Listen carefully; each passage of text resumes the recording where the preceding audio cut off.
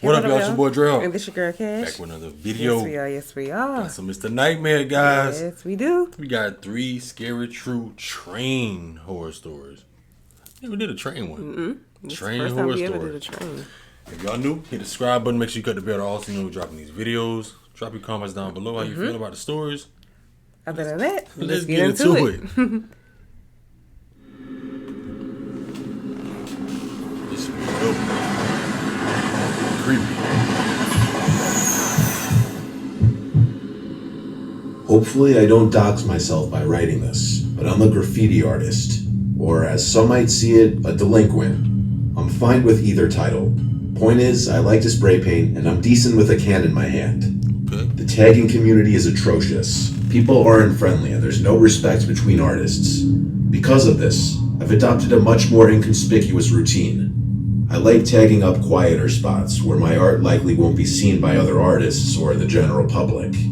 Old train lines are usually a good bet since the train cars are endless and new trains get decommissioned and left to rot on them all the time. My friend Lucas likes to come with me when I tag up, even though he's not big into the whole thing himself.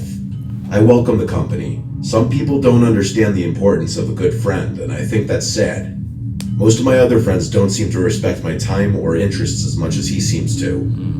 Lucas and I found ourselves smoking on some nameless set of old tracks I found earlier that day on Google Maps. I'm not a big stoner myself, but he smokes a lot of weed, so I often indulge to match his vibe. It wasn't that late, maybe a little past 10 p.m. We finished a J and talked as we walked alongside the old, rusty freight train. Oddly enough, there wasn't a single tag on the entire train. It must have been recently moved here, I thought, excited that I'd get first dibs on such a good service. I tossed Lucas a can for him to mess around with, and I started doing my own thing. About 5 minutes later, I finished my first tag. I admired it for a bit before moving to the next car, then the next. About 15 minutes and 2 paint cans later, I had 3 decent tags up adjacent to one another, and I was pretty proud of myself for how they looked in combination with each other. Sorry in advance if this offends anyone, but I tend to discard my empty cans wherever they go dry. So I flung them back the way we had come, enjoying the satisfying clattering sound a ball bearing makes when bouncing around the inside of an empty can. I then caught up with Lucas, who had seemingly rolled and lit another joint, neglecting the paint I had given him.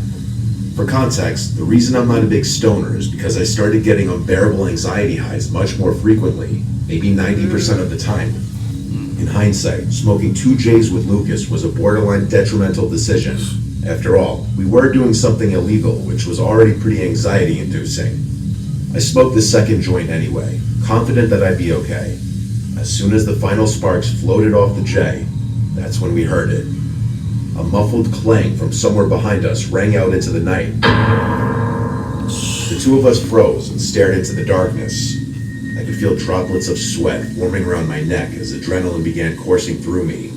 I couldn't tell if the sound had come from outside of the train or from inside one of the cars. It was hard to tell which option was worse. We waited for a full minute in silence, and nothing. That's when I whipped out my phone and recorded this video.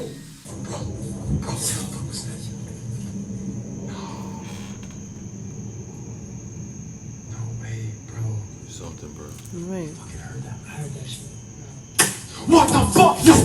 It's time to go, baby. You better go. They did the right thing. And They ain't waste no time. They was like, what was that? They got out of there. Out of there. See ya. See ya. Wouldn't want to be ya. Fuck! As the video shows, whoever made that noise picked up one of my empty paint cans and threw it at us, before chasing and shouting at us. You can't really see the paint can in the video, but I swear to you, that's what the first sound was. As we frantically made our escape, whoever was behind us yelled, "You better not trip, boy." Dang. 2 seconds later, that. an actual gunshot sounded off behind us, almost causing Lucas to trip and fall. It startled me so much that my finger slipped off the record button on Snapchat and the video cut out. We bolted down the tracks until they intersected a main road and didn't stop running until we were a safe distance away. I don't think I've ever been more terrified in my entire life. It didn't help that I was stoned out of my mind. My hands were Sobered up right shaking. quick. Fast. So were Lucas's. We found our way back to the car and drove home in silence. What was I supposed to do? Call the police? I was literally breaking the law. That wasn't an option. The story doesn't end there, though. I actually went back to those tracks a few weeks later. In the daytime, this I hope. time during the day and equipped with my okay. trusty Glock 17. Okay. To my surprise, the train was still there. Despite that, there was a pretty glaring difference this time around. In the 3 spots where my tags had previously been were now ugly blotches of red paint. Someone had deliberately covered my work. Quietly, I kept investigating and eventually came to a train car with its door wide open. I took a look inside, and it was bizarre. What? The train car was completely empty, except for a chair in the direct center and what looked like ropes and chains scattered about. Some of the ropes were wrapped around the legs of the They probably chair, came and across others were just lying on the floor. The weirdest part was the smell, though. The whole car smelled like bleach. If you closed your Yeah, eyes, a you would lot have of guessed you people were in a do. cleaning supply closet. I can't overstate the smell, though. Some crazy It literally stuff smelled going like the whole train car had been doused in bleach. I went to take a picture of the scene when I thought I heard a metal clank somewhere further down the train. I could have imagined it, but I wasn't taking any chances. That was enough for me. I was out of there as quickly as I had come. I've told so many people this story, and none of them could rationalize that psycho's actions in a way that makes sense. I doubt a homeless person would be able to get their hands on a gun, but I can't fathom why someone other than a homeless person would respond so aggressively, and why they decided to cover up my tags is another mystery. I think the most disturbing aspect of this whole thing was the chair in the middle of the train car. I really want to go back to those tracks just to take a picture of what I saw, but I haven't worked up the courage to.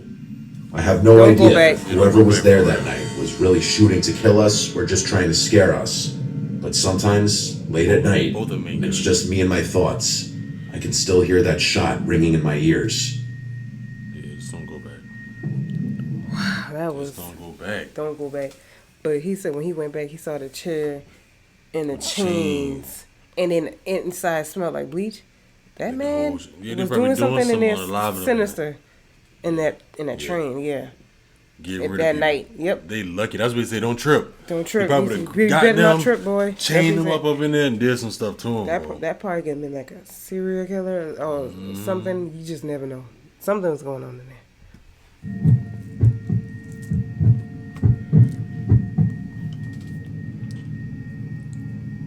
As I'm writing this, it's early July. This story took place at the beginning of summer.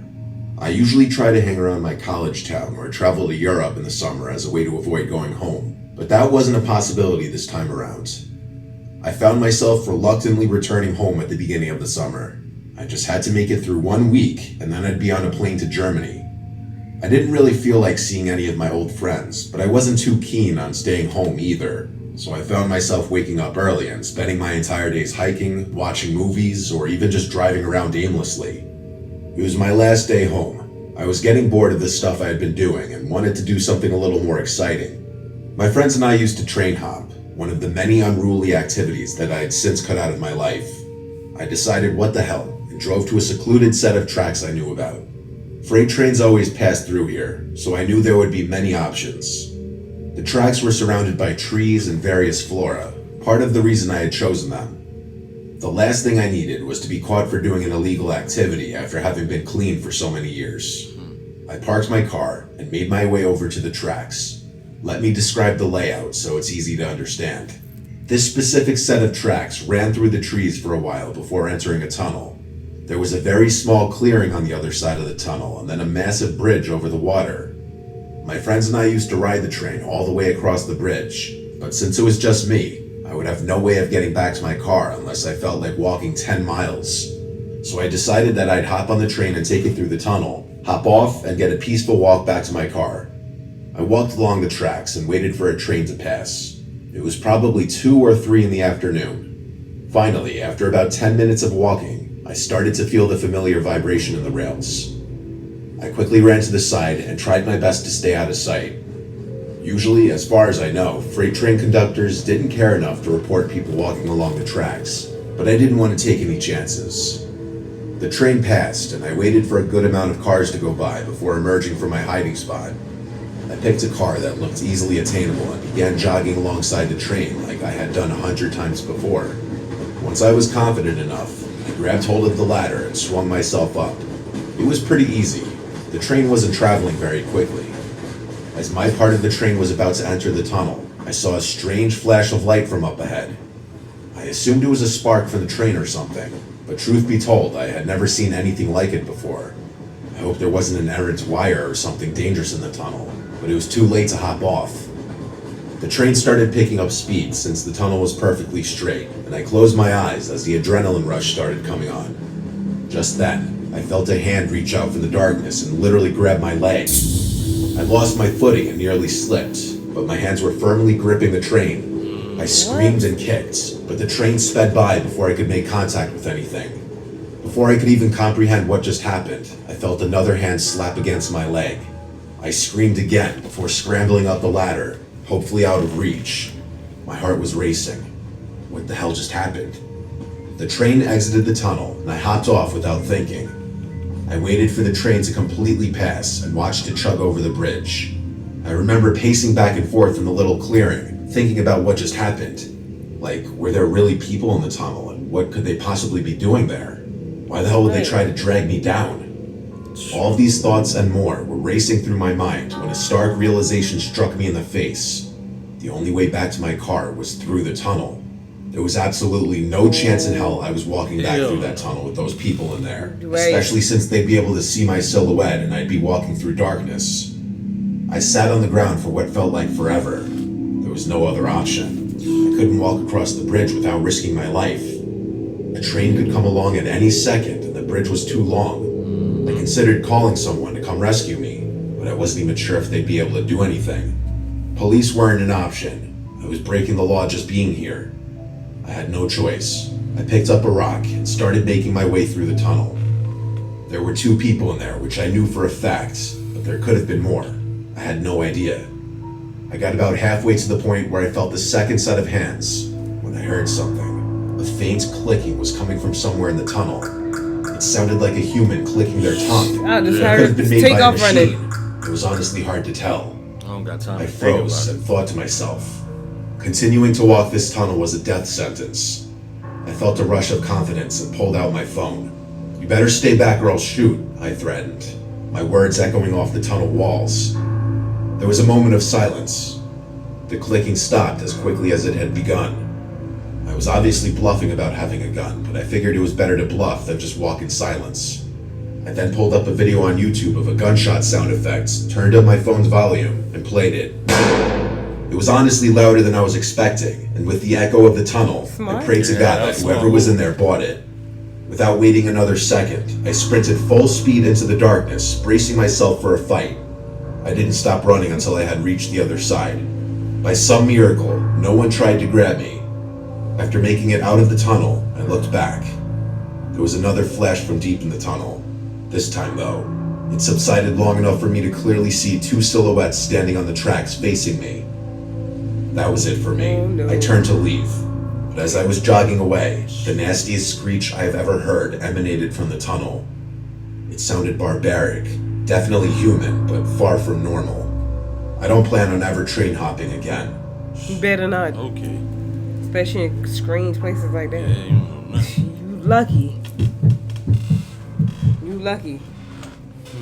The New York City subway system is a scary place. I've been an MTA worker for 7 years, and nothing really surprises me anymore. When friends and family ask if I have any stories, though, there is one that stands out among the rest. One that I can't explain. This happened to me about 2 years into the job, but I remember it like it was yesterday. I was pretty acclimated to everything at that point, and things had become routine. I was stationed in Brooklyn at the time, and I was doing some routine maintenance in High Street Station. There wasn't a soul on the platform. It was actually kind of eerie. You're used to these subway stations overflowing with people, so seeing them empty and almost deserted looking was a strange adjustment to make. I hadn't seen a person on the platform in hours, and it was dead silent except for the buzz of the lights and the occasional passing train. Out of nowhere, I heard a clang from somewhere down the track. It startled me so badly that I dropped my mop in shock. The sound wasn't something I was used to hearing. The best way I could describe it to you is that sound that a rock would make if it had been dropped on a metal rail. I stopped what I was doing and looked into the tunnel, listening for other noises. After a while, I concluded that whatever I heard had either been caused by an animal or a falling piece of cement. After all, these stations were pretty old. I went back to work, not thinking too much about the sound. About 10 minutes later, the same sound shook me from my concentration, only this time it was probably about twice as loud. This time, I actually became a little concerned, dare I say scared. Was it really possible that 2 chunks of the ceiling had fallen in the span of 10 minutes? Right. I put down my supplies That and means walked over somebody to in the there. tunnel entrance, Exactly. trying to be quiet. I peered into the darkness and couldn't really see anything. I debated whether or not it was a good idea to call out into the tunnel, and ultimately decided against it. I still figured it was nothing, but after the initial fear had worn off, I was more confused than anything. I kept trying to think of things that could make a sound like that, not once, but twice. It was especially bizarre since the second sound was louder. I tried to keep my mind off the sounds and went back to work, finding a good rhythm again. I was almost done with my work on this platform and was pleased that I'd get to leave this weird station soon. As I was wrapping things up, I heard something that gave me the chills. A child's voice called out for help from inside the tunnel, and he sounded like he was in distress. I instantly stopped what I was doing and made my way over to the edge of the platform. I hesitated for a few seconds before deciding that a child in anguish wasn't something my moral conscience would allow me to ignore. I walked down the steps leading onto the tracks and waited for my eyes to adjust to the darkness. I shouted into the tunnel, asking that kid if he was okay. No response. That's weird, I thought, Right. starting to feel nervous about this encounter. It's like a setup. Just then, the kid's voice rang out again, repeating his call for help. I yelled back, asking him if he could hear me. He responded yes, and I asked where specifically he was. There was a brief moment of silence before he just said, "In front of you. Just keep walking." Shoot. I really didn't want to, but couldn't just leave some helpless kid all alone on those tracks. It was dangerous. That sounds like a setup, y'all. Sound like a setup for real. Yes, definitely sound like a setup. You about to get messed up. I began walking forward when something dawned on me. I yelled into the darkness one more time, this time asking the kid what was wrong. An uncomfortable pause again before the kid responded, "Just keep walking." No.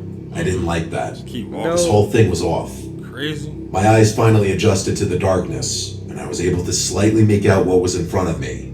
There actually was what looked like the shadow of a kid just up the tracks, but there was something else that almost made me scream in fear. Another shadow, this one much taller, obviously an adult. My blood ran cold, and I stopped in place. This wasn't happening to me. As slowly as I could, I turned around and made my way back to the platform. Luckily, I wasn't chased on the way back. The kid shouted, "Wait, where are you going?" once I reached the platform. Trying to set me up, And kid. I wasn't sticking around another second. Hell no. I made my way up the stairs and called the police as soon as I got cell service. I told them everything, and police were swarming the platform in a matter of minutes. I waited to see what they turned up. After about 20 minutes of searching, they did find something chilling. What? There was a single kid's shoe just lying in the tunnel, which the police hypothesized could have signified a struggle. After hours more of searching and scouring every available database for missing children, we were told we'd receive a call if anything ever came up. It was concluded that whoever had been down there, though, had hidden somewhere in the tunnels. I have no idea what to think of this experience. This is the best theory I can come up with. Some psycho kidnapped a child and forced him to yell for help in an attempt to lure some unsuspecting Good Samaritan into a trap. Or hell, maybe it's their own kid who they're raising to also be a psycho. Never know. You never I know. can't think of any other reasonable explanation besides this one. But if I'm right, I can only imagine what that kid must be going through. Yes. Yeah, those are You creepy. can only imagine what that kid's going to do. Like, to even set a child up for them to set somebody else up. Yeah, That's you see scary. People, a lot of 'Cause people out here doing that yes, yeah, they are. every day. That's scary because he was going to actually go and help this kid, but the kid said keep walking, keep, making it sound kind of suspicious. So it was like, why, man? Like, Yeah. you sound suspicious, kid. I'm not gonna help you. Yeah. I'll go back and I'll call the cops and then they let them figure it all out because no, sir, For real though, that's dangerous. you setting me up at this point. Not glad he had the sense to be like, you know what, Let me get up. Yeah. let me go, cause you're not gonna get You me. on out of here. Yeah. That was 3 scary true train horror stories by Mr. Nightmare. Let us know your thoughts down below in the comment section. How do you feel about all 3 of those? Yes, let us Very know. creepy. Very creepy. Very creepy. Throw a thumbs up on the video, y'all. Share it with your friends. Don't forget to subscribe. Click the post notification bell to all. Other than that, we catch y'all next video. Catch y'all next one.